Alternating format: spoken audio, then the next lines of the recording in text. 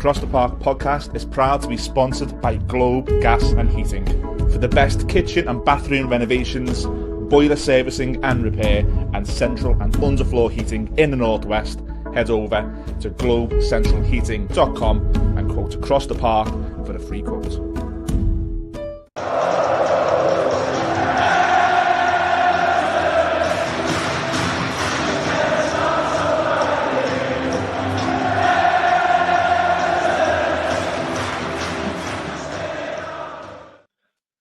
Hello everyone, welcome back to the Across the Park podcast. We're back from an international break. A few apologies before we start. Obviously we're not in the studio, which is disappointing. And also we're missing Millsy, but anyone who follows our page will know that Millsy's celebrating his 40th birthday and has also been in Disneyland with the kids, so good for him. I'm actually away with work myself at the moment in Spain, so it's a bit of a mismatch of a show. However, we are honoured to be joined by the legend that is the corner flag man, Colin Flood. How are you doing, Col? Corner flag guy. Corner flag guy, good, yeah. mate, thanks. Yeah, good. Thanks for having us again. Yeah. For anyone who doesn't understand the reference, just Google corner flag guy Everton, and you'll see several pictures, videos, articles, books. I think you got a book coming out, haven't you, Col, about your exploits as corner flag guy. But yeah, I've got my own t-shirt range, haven't I, coming out? So you'll see me last game of the season. Yeah. Some brilliant pieces, to be fair. Again, it is worth a Google because I think all the media outlets done something on it. It was class. But yeah, good to have you back on, Col, as always. Thanks, guys. So before we get into as you'll see from the ticker at the bottom, a last apology before we crack on. We've normally got quite a slick background with Goodison and all that behind us, but with Millsy away, I've just had to try and pull something together. It's not up to Millsy standards, but anyway, we crack on. Just before we get into the Merseyside Derby preview, which is I think all anyone on Merseyside is thinking about at the moment. Just briefly, we discussed it before we started recording. Before the news that's come out today that Everton have recorded losses of around 58 million.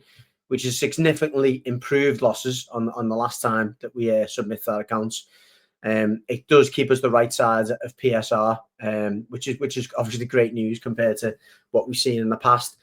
It does raise a few question marks as to how much funds David Moyes may have to spend in the upcoming window. Does that concern you, Col? I think we've said it numerous times, haven't we, on previous shows? Like the finances. Second question and where we're up to with them at the moment, other than what's been released today, has been a minefield, guys. I mean, I'm hoping he's going to get enough support, whatever that means. I genuinely don't know at this moment, but I think with the amount of players who are out of contract, the amount of loans that have got to go back, there's got to be some good wheeling and dealing at the moment, considering where we are with the finances, but also, it'd be important for them to communicate that better with the fans this time round. To say, well, we're not going to come out and say we've got like 100 million to spend, but we've got enough, to at least add to the squad in the areas that we need to. But I still feel there'll be a few departures as well, where we'll make money on them, and that'll increase the budget. But yeah, it's going to be an interesting one. The one thing I would say is, knowing David Moyes, he's careful with his pennies and his pounds, isn't he? So, I think I've got a lot of faith in whatever he does bring him. He'll get enough out of those players, and yeah, I think it's going to be an interesting couple of months, guys. I mean, with the window changes as well, with some of the things that are going on over the summer, I just love Everton to do their business early, if possible, because it's traditionally always late, isn't it? That was one of the, in fairness, that was one of the things David Moyes bemoaned in his first spell, wasn't it? That he was never very rarely able to do his business early. And actually, those occasions when he did do his business early, we tended to have a really strong season.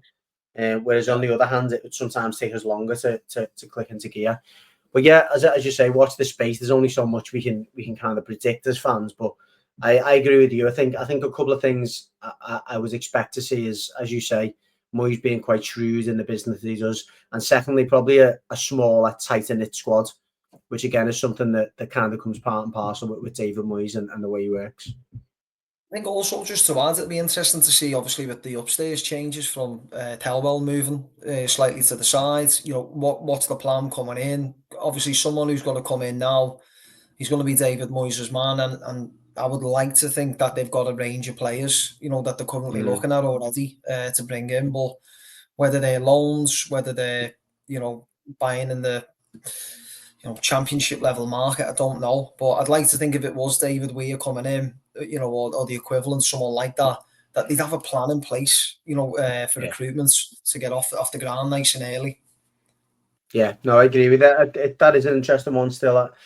I'm not entirely sure how keen David Moyes is on a sporting director or director of football. We've obviously made some appointments in recent weeks in terms of a new CEO, etc. That's normally the way it goes. You'll get your CEO first, and they'll decide maybe what comes in. We are led to believe that that's what the owners would prefer, to have a sporting director. And as you say, Colin, I think if he brings David Weir in, you would imagine that they would sing off a pretty similar hymn sheet.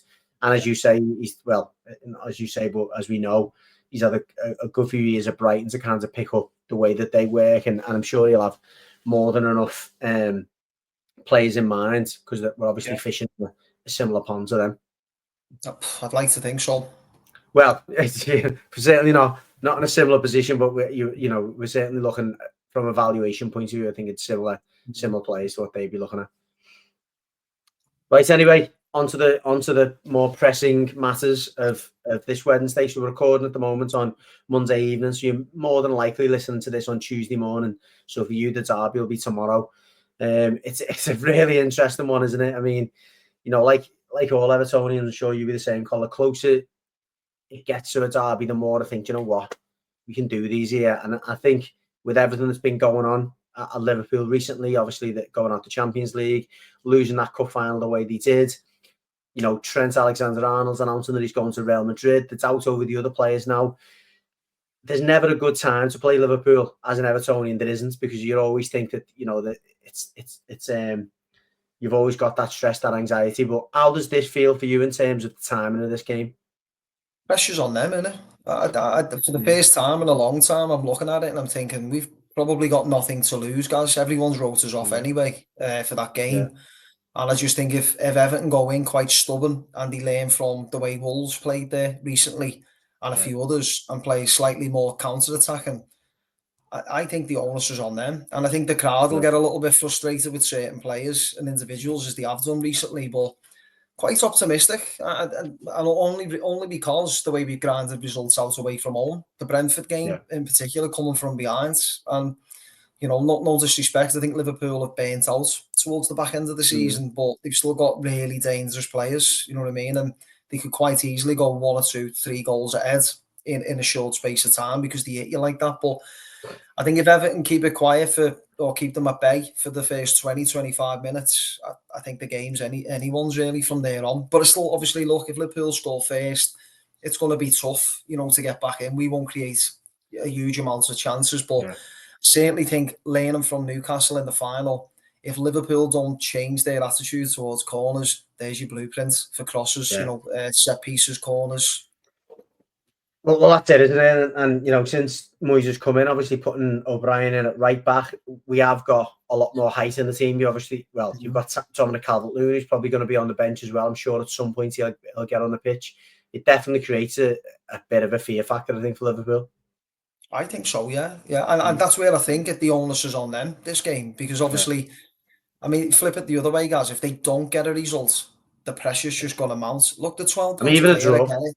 Yeah, I think so. Yeah, I think they'll wobble a little bit. I still think they'll go on to do it, but I still think the next 2 weeks will be quite interesting. How they react, and I think they'll probably look at it and think it's a great time to get Everton straight after a bit of bounce back. But I think Moyes, the way he set the lads up recently, quite stubborn to break down Everton, and I still think they're in it, and confidence in the team's growing, guys, and I think if we were going in there still having to chase for points, I'd be a bit concerned, because I think Everton would collapse and they'd see the next game as being the focus. But I think they've got every opportunity. But getting some of the players back from injury as well, and seeing Brozier and a few others come on in the last game, you should all be chomping at the bit to get in on Wednesday and have a go at them, because these are quite vulnerable at the minute, which we haven't said that for a while. Yeah, exactly. Yeah, I completely agree. Just from an Everton standpoint, Colin, you've just mentioned some of the players then that are coming back. Do you think Moyes will be tempted to put any of them in, or is it going to be like just stick with the? I think he's shown that, guys, up to now. I think he the only one I probably think he may not go with is Harrison. Just think that, you know, the last couple of games he's been a bit he's been a bit loyal to him, picking him on a couple of occasions, but I still think when it hits periods of the games where he's got to work harder off the ball, and he certainly will have to at Anfield. I don't think he's dealt with the pressure really well, so I think he'd probably go with someone in that position, probably an Alcaraz or a Ghana over there onto the right, and he consolidate a little bit more. But I can't see him changing much. To be fair to him, he's been loyal to the players who've been in. Yes, and I think the Alcaraz one, I think that's a good shout, and we've seen that in recent weeks. Yeah, he's trying to get Alcaraz and Decore into the team, isn't he? I think he prefers, again, you look back at his first spell, he likes to have one of his wingers to play inside the pitch and has another body in there. And I think particularly against this Liverpool team, where at the start of the season, that's where they were winning those games, was from the middle of the pitch. The three players in the centre of the pitch, McAllister, Szoboszlai, and variety of different players who plays in with them, but generally it's those two with someone else. I think that's where they've been at the strongest. Yeah, no, I agree with you. But again, I think that they're probably in their period now where, you know, even with rotation, and now they've got a few injuries, they're struggling to keep the form up. You know, and I think that Everton, you know, if they frustrate them, especially in that middle of the pitch, because that's generally, as you're saying, where they do win a lot of the games. It's the midfield overrun them, and the movement out of Sublitzer. Gavin Birchett was the other one. Sorry. Yeah, you know, they've been on points up until possibly the last 2.5-3 weeks. You know, but I feel Everton have got a chance there. I mean, got nothing to lose. They've got to try and play on the front foot and be a bit aggressive with them in the right way, and create as many, you know, for me, set piece opportunities. And I think they'll punish Liverpool. No, I'm genuinely looking forward to it. So again, you would pretty much stick with the same team. So it's.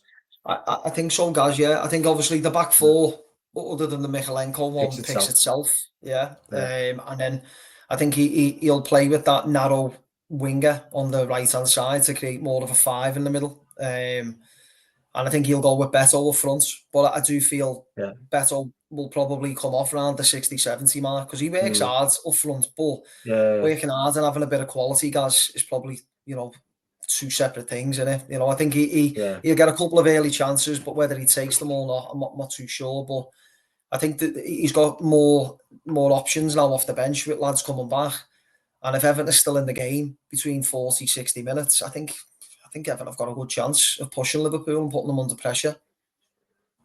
So who are you saying in midfield then? Guy, Garner? I think he'll go with Lindstrom for me on the wing, and I think he'll go with Garner, Gay, Decore, and Alcaraz on the other side, and Beto up front.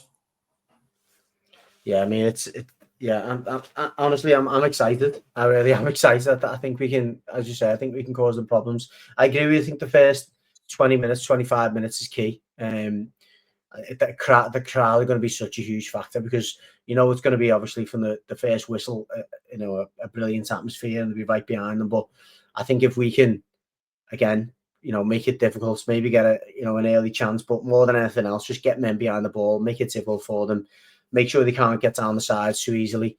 I think that's it. That's it. Yeah, because they will. You going? The kids are going, but it's not a nice venue to be watching the Blues at that. Not had the best of experiences there over the years. No, you don't like Anfield, do you? No, I don't. But the kids are looking to go. Like, but again, guys, it's for me. The derbies are a bit of a. So now, even the ones at home, even after my exploits last game, like they're not the. I don't know. I just don't enjoy them. They're too hostile. Just looking briefly at the last game, though, do you think that's a psychological advantage for Everton in terms of, you know, how much it it really did hurt them, that. And obviously they lost their heads a little bit. Arnie Slot's lost his head at the final whistle. Curtis Jones getting sent off and stuff. I think it's, for me, I think that plays into our hands. I think David Moyes will be really keen to go, listen, get into them really early. Massively. I think for me that was the first that for me with that goal, the late goal. If you look at it now over the last 3 or 4 weeks, it's probably seen a demand. Like they've come out of, and Slots, he was seeing a different side to him as well. I think Moyes has marked his card a little bit by doing it. In terms of he's not saying we're going field to win. If you listen to him in the press, he keeps saying it's a difficult place, they're a great team, this, that, and the other. I haven't seen much about Liverpool being complimentary the other way. Everton unbeaten in 9 games and stuff like that. But I just think if Everton played the crowd a little bit early doors, slow the tempo and irritate and frustrate them a little bit, and play, get the referee on the side, because generally, guys, always the referee at Anfield is constantly on Liverpool's side. If we can get that, the referee just, a few early decisions, it'll unsettle them. And I think they'll really struggle. I've seen something in Liverpool in the last 2 or 3 games, last 2 or 3 weeks, that I hadn't seen all season. They've kind of cracked a little bit, and they seem to have lost that flow and consistency, even with the changes that they put on. And they're unsettled. You can see it, especially the last game with Newcastle, they just didn't have that second gear, did they? All game. And I think it's really interesting. I'm not. This is a derby preview about Everton, but I think it's just as interesting what their selection looks like. Whether he's going to go back to the team that again started the cup final, started the game against PSG, but as you said, looked leggy, looked really lethargic, like they got nothing left. Although they have got players, they've got more depth than we have in terms of quality. There is a big gap between their starting 11 and the players who come in after them. Do you think he'd be tempted to make changes, or do you expect to just see the best 11 on paper that he can put out? I think he's got a few he's got a few forced changes at the minute from what I can see in the press. I think they're talking like between 6 and 9 players who are 50-50 for the game. From the international break.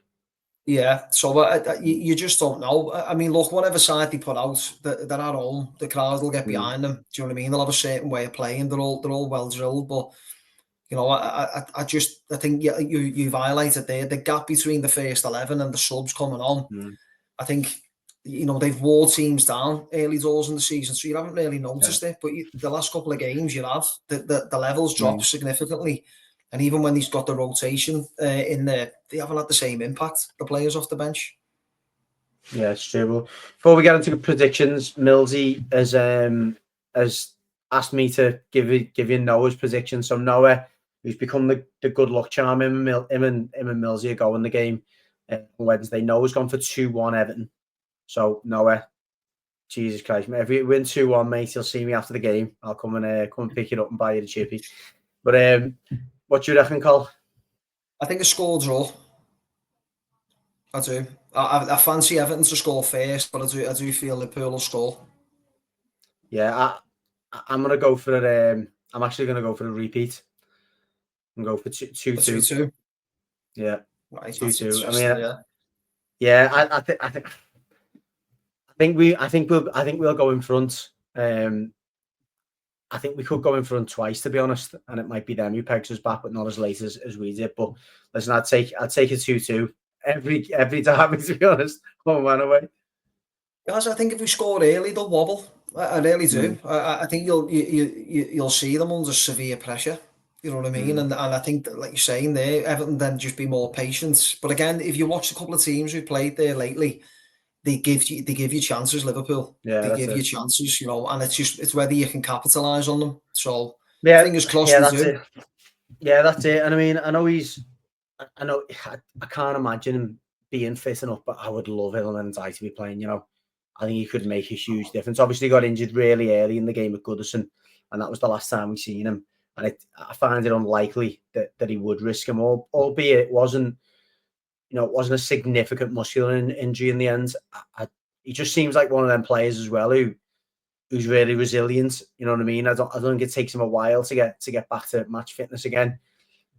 I think he would make such a difference to me. Particularly, you know, you're talking about the fact that they will be more prone to the counter attacks, and they do give you chances.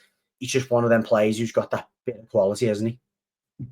Great to have him back though, innit? On the bench, that option, you know, because I think, like you say, we've said through it, we can keep Liverpool at bay for a period of time. He just offers you something different, doesn't he, off the bench? And I do. I think putting him over on the other side, like one of the fullbacks, he'll terrorise one of them either side, and he'll be a bit dangerous on the counter. But for me, it's his work rate backwards as well. But him and McNeil, I was made up to see them, you know, back in training. They just give you, you know, a better sort of. They give the players, look at the squad a lift as well. You know what I mean? They'll know that we've got something else to change on the bench and give the rest of the group, like, you know, more. Where they're having to maybe preserve in certain games because there isn't much to change. They know they can go, you know, to a certain level for me, or, you know, effort, and then there's something else there to back it up and change it. We've got more options. But no, I'm looking forward to hopefully seeing him get on the pitch at some point. I do feel he'll get like last 20, last 15, and hopefully it's a goal as well. That would be lovely.